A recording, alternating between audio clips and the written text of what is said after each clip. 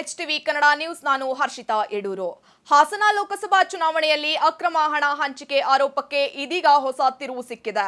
ಹಾಸನ ಸಂಸದ ಶ್ರೇಯಸ್ ಎಂ ಪಟೇಲ್ ಅವರ ಆಯ್ಕೆಯನ್ನ ಅಸಿಂಧು ಮಾಡುವಂತೆ ಸಲ್ಲಿಸಲಾದ ಅರ್ಜಿಯ ವಿಚಾರಣೆ ವೇಳೆ ಕರ್ನಾಟಕ ಹೈಕೋರ್ಟ್ ಮಹತ್ವದ ಕ್ರಮ ಕೈಗೊಂಡಿದ್ದು ಚುನಾವಣಾ ಆಯೋಗ, ಸಿಬಿಐ ಹಾಗೂ ಸಂಬಂಧಿತ ಅಧಿಕಾರಿಗಳಿಗೆ ಸಮನ್ಸ್ ಜಾರಿಗೊಳಿಸಿದೆ.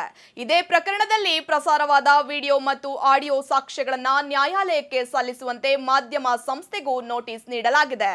2024ರ ಹಾಸನ ಲೋಕಸಭಾ ಚುನಾವಣೆಯಲ್ಲಿ ಹಾಸನ ಲೋಕಸಭಾ ಕ್ಷೇತ್ರದಿಂದ ಸ್ಪರ್ಧಿಸಿದ್ದ ಶ್ರೇಯಸ್ ಎಂ ಪಟೇಲ್ ಅವರ ಗೆಲುವಿನ ಹಿಂದೆ ಅಕ್ರಮ ಹಣ ಹಂಚಿಕೆ ನಡೆದಿದೆ ಎಂಬ ಗಂಭೀರ ಆರೋಪ ಕೇಳಿಬಂದಿತ್ತು.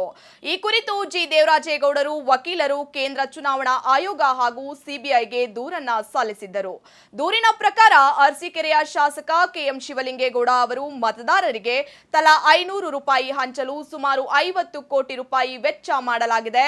ಪ್ರತಿ ಮತದಾರರಿಗೂ 500 ರು ಹಂಚಲು ಹಾಲಿ ಮತ್ತು ಮಾಜಿ ಮುಖ್ಯಮಂತ್ರಿಗಳಾದ ಡಿಕೆ ಶಿವಕುಮಾರ್ ಮತ್ತು ಸಿದ್ದರಾಮಯ್ಯನವರ ನಿರ್ದೇಶನದಂತೆ ಹಾಸನ ಜಿಲ್ಲೆಯ ಕಾಂಗ್ರೆಸ್ನ ಲೋಕಸಭಾ ಚುನಾವಣಾ ಉಸ್ತುವಾರಿ ಕೆಸಿ ಚಂದ್ರಶೇಖರ್ ರಾಜ್ಯಸಭಾ ಸದಸ್ಯರ ಸಮ್ಮುಖದಲ್ಲಿ ತೀರ್ಮಾನವಾಗಿದೆ.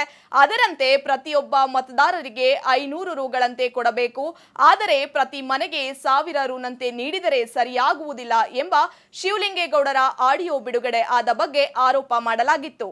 ಶಿವಲಿಂಗೇಗೌಡರು ಮತ್ತು ಕಾರ್ಯಕರ್ತರದ್ದು ಎನ್ನಲಾದಂತಹ ಆ ಆಡಿಯೋದಲ್ಲಿ ಏನಿದೆ ಬನ್ನಿ ಕೇಳೋಣ.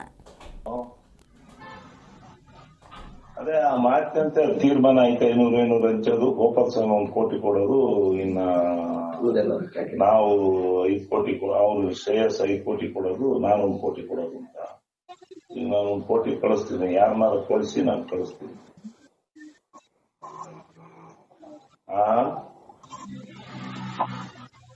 ಇಲ್ಲಿಗೆ ಹಾಕಲ್ಲ, ಯಾರೋ ಒಬ್ರು ಬಂತಾಡೋದು. ಅವನಿಗೆ ಬಂದು ಒಂದ್ 3 ಗಂಟೆ ಹೆಂಗ್ ಕಳಿಸಿ, ನಾನು ಇವೊಂದು ಜಾತ್ರೆ ಇದೆ ಇವೆಲ್ಲ ಊರಲ್ಲಿ, ನಾನು ಇದು ಹೋಗಿ ಬರ್ತೀನಿ. ಛತ್ರಿ ಬಿತ್ರಿ ಎಲ್ಲ ನಿನ್ ಕೈಗೆ ಕೊಡ್ಬೇಕು ಅಂತ ಹೇಳಿದ್ವಿ ದುಡ್ಡ.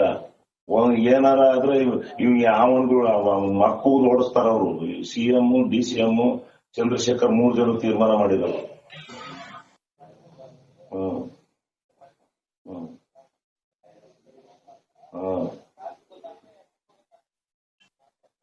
ಇಲ್ಲ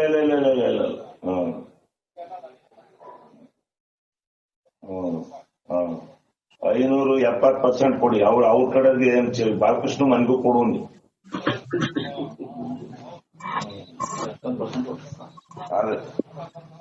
67-68% ಕೊಟ್ರಿ ಸಾಕು. ಇನ್ನೇನು ಅವ್ರು 30% ತಗೊಳಕಲ್ವಾ?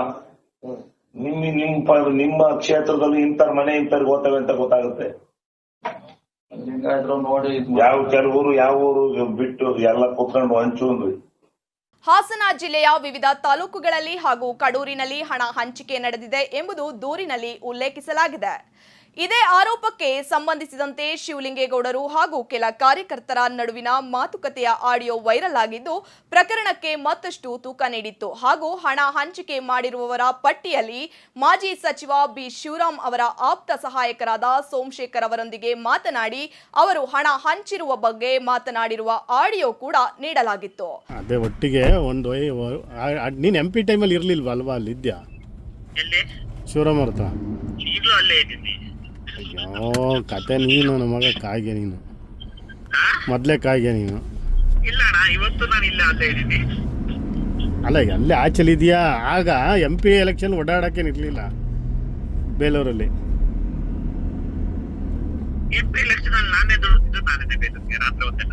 ಅದೇ ಕಣೋ. ಇನ್ನು ಈಗ ಅಲ್ಲಿ ವಿಚಾರ ಏನಂದ್ರೆ ಶಿವರಾಮ್ ಅವರು 1000 ಹಂಚಿದ್ರು, 500 ಕೊಡಕ್ಕೆ ಹೇಳಿದ್ರು ಅಂತ. ಒಂದ್ ನಿಮಿಷ ದುಡ್ಡು ಕೊಟ್ಟು ಬಂದಿದ್ದೆ ಅಷ್ಟೇ. ನಾವು ಹಂಚಕ್ಕಿಂತ ಏನಿಲ್ಲ. ಇಲ್ಲಿಂದ ನೀವು ಬಂದಿದ್ದು ದುಡ್ಡು ತಗೊಂಡು ಬೇಲೂರ್ಗೆ ಹೋಗಿ ಕೊಟ್ಕೊಡೋದು ರಾತ್ರಿ ಹೊತ್ತು. ಕ್ಯಾನ್ವಾಸ್ಗೂ ಹೋಗಿಲ್ಲ, ಏನಕ್ಕೂ ಹೋಗಿಲ್ಲ ನಾವು.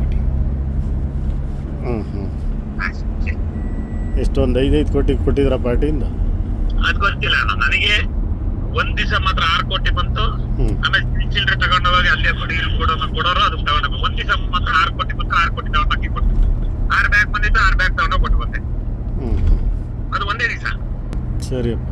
ಈ ಆಡಿಯೋ ಮತ್ತು ಸಂಬಂಧಿತ ಮಾಹಿತಿಗಳ ಆಧಾರದ ಮೇಲೆ ಜಿ ಕನ್ನಡ ನ್ಯೂಸ್ ವಾಹಿನಿಯಲ್ಲಿ ವರದಿ ಕೂಡ ಪ್ರಸಾರವಾಗಿತ್ತು. ದೂರಿನ ಜೊತೆ ನೀಡಲಾಗಿದ್ದ ಆಡಿಯೋ ಸಂಭಾಷಣೆಯ ಪೆನ್ ಡ್ರೈವ್ ಅನ್ನ ಈಗಾಗಲೇ ಕೇಂದ್ರ ಚುನಾವಣಾ ಆಯೋಗ ಮತ್ತು ಸಿಬಿಐನವರು ಪ್ರಮುಖ ಸಾಕ್ಷಿಯಾಗಿ ನೀಡಿರುವುದರಿಂದ ಉಚ್ಚ ನ್ಯಾಯಾಲಯವು ಅದನ್ನ ಸೇಫ್ ಕಸ್ಟಡಿಯಲ್ಲಿ ಇಡಲು ಆದೇಶಿಸಿದೆ.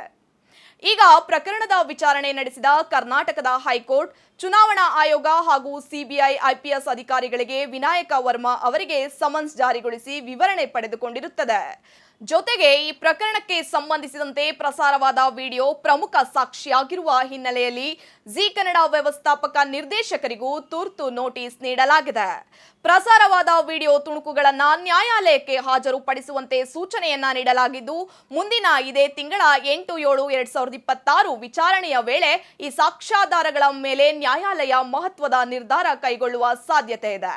ಈ ಪ್ರಕರಣವು ಸಾಬೀತಾದರೆ ಹಾಸನ ಲೋಕಸಭಾ ಸದಸ್ಯ ಶ್ರೇಯಸ್ ಪಟೇಲ್ ಅವರ ಅನರ್ಹತೆ ಜೊತೆಗೆ ಕೆಎಂ ಶಿವಲಿಂಗೇಗೌಡ ಹಾಗೂ ಹಾಲಿ ಮುಖ್ಯಮಂತ್ರಿ ಡಿಕೆ ಶಿವಕುಮಾರ್, ಮಾಜಿ ಮುಖ್ಯಮಂತ್ರಿ ಸಿದ್ದರಾಮಯ್ಯ ಮತ್ತು ಚಂದ್ರಶೇಖರ್ ಬಿ ಶಿವರಾಮ್ ಹಾಗೂ ಗೋಪಾಲಸ್ವಾಮಿ ಅವರ ವಿರುದ್ಧ ಸಿಬಿಐ ತನಿಖೆ ನಡೆಸಿ ಕ್ರಮ ಕೈಗೊಳ್ಳುವ ಸಾಧ್ಯತೆ ಇದೆ.